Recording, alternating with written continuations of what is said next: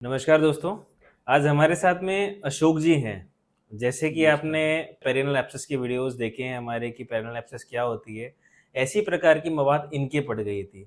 तो ये इनके चारों तरफ पड़ गई थी, मलद्वार से लेके जो अंडकोश तक का रास्ता रहता है, वहाँ तक इनके चारों तरफ मवाद ही मवाद पड़ गई थी। तो कैसे बनी आपकी मवाद? क्या आपको महसूस हुआ था? सर मस्से टाइप में कुछ हो गया था, जी, तो वो पीछे से बैठा उठा नहीं जाता था। जी, बिल्कुल लैट्रिन के रास्ते में से मवाद निकलने लग गई थी। जी, तो सर यहाँ आया तो चेकअप कराया, तो चेकअप में ही उन्होंने बताया भाई ऑपरेशन होगा। जी, और सर आज 4 से 5 महीने या 6 महीने हो गए होंगे। जी, बिल्कुल फिट हूँ मैं सर। जी, जी। तो जैसा कि इन्होंने बताया कि इनके चौतरफा मवाद पड़ गई थी और साथ में पाइल्स की समस्या भी थी, जिस कारण इनको ब्लड लॉस हुआ था और हीमोग्लोबिन ड्रॉप होने के कारण इनको ब्लड चढ़ाने की आवश्यकता पड़ी थी। तो यूजुअली कभी भी किसी की मवाद पड़ जाती है तो हम पाइल्स का ऑपरेशन उसी समय नहीं करते हैं। हम थोड़ा वेट करते हैं कि पहले एक बार मवाद सेटल हो, बाद में अगर पाइल्स दिक्कत करते हैं तो हम उनको सेकंड स्टेज में ऑपरेट कर सकते हैं। क्योंकि मवाद चारों तरफ थी तो इसमें जैसे मैंने आपको बताया एक फोरियन गैंग्रीन का वो बनने का खतरा हमेशा रहता है। तो ऐसी किसी मवाद को हम कभी भी डिले नहीं करते ऑपरेट करने में। और जैसे शायद ही आप आए थे, आप उसी दिन ऑपरेट हो गए होंगे हाँ विदिन जी 3-4 सर, मैं घंटे के उसी अंदर-अंदर दिन, ही। हाँ जी।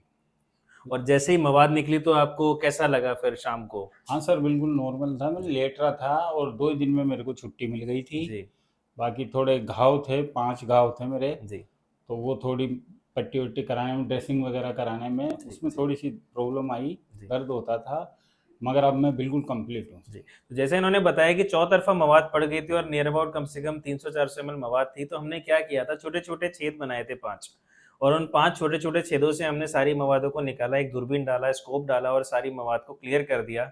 नहीं तो ये घाव बहुत बड़ा बनता, हमने बहुत छोटे-छोटे छेदों से इनको ऑपरेशन किया और बाद में उन्हीं जो छोटे-छोटे घाव थे, उनकी प्रॉपर्ली क्लीनिंग और ड्रेसिंग हमने चालू रखी और साथ में जो फिस्टुला था, वो भी हमने उसी टाइम पे डील कर दिया।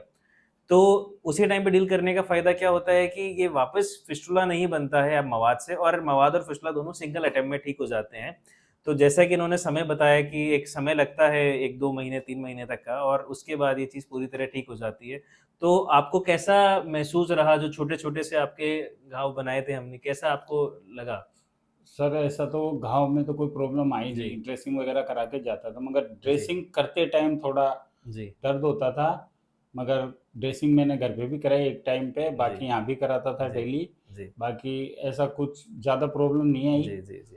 बढ़िया से ठीक हो गई। जी, तो छोटे-मोटे घाव जो रहते हैं, नीचे का एरिया बहुत सेंसिटिव रहता है, तो ड्रेसिंग कभी भी होती है, तो थोड़ा बहुत ड्रेसिंग में हल्का बहुत महसूस होता है और वो भी इनिशियली 5, 7, 10 दिन, 15 दिन तक महसूस हो सकता है, जो ग्रेजुअली धीरे-धीरे कम हो जाता है महसूस होना।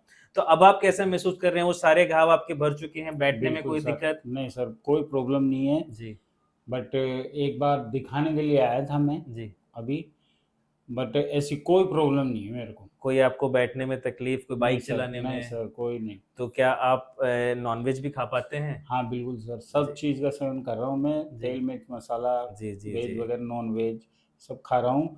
मुझे अभी तक तो कोई प्रॉब्लम है नहीं। जी, और कंट्रोल वगैरह आपका पूरा बना है मोशन बिल्कुल, पे? बिल्कुल जी, सर। तो ऐसा कि ऐसा ही लगता होगा जब पहले ऐसा जीवन वापस शुरू हो गया, बिल्कुल ऐसी सर, कोई परहेज़ नहीं बिल्कुल, है? बिल्कुल। जी, जैसे पहले चल रहा था, वैसे की वैसे है। जी।